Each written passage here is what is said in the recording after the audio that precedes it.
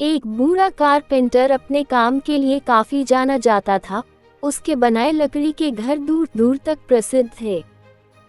पर अब बूढ़ा हो जाने के कारण उसने सोचा कि बाकी की जिंदगी आराम से गुजारी जाए और वह अगले दिन सुबह सुबह अपने मालिक के पास पहुंचा और बोला, ठेकेदार साहब, मैंने बरसों आपकी सेवा की है, पर अब मैं बाकी का समय आराम से पूजा पाठ में बिताना चाहता हूँ।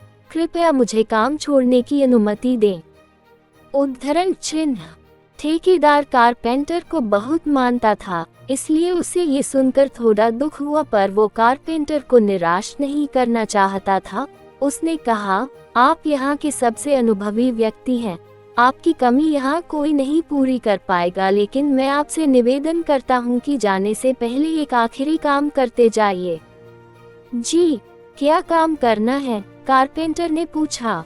मैं चाहता हूँ कि आप जाते जाते हमारे लिए एक और लकड़ी का घर तैयार कर दीजिए। ठेकेदार घर बनाने के लिए जरूरी पैसे देते हुए बोला। कारपेंटर इस काम के लिए तैयार हो गया।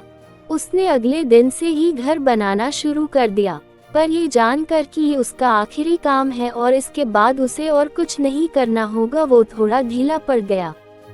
पहले जहां वह बड़ी सावधानी से लकड़ियां चुनता और काटता था, अब बस काम चालाऊ तरीके से ये सब करने लगा।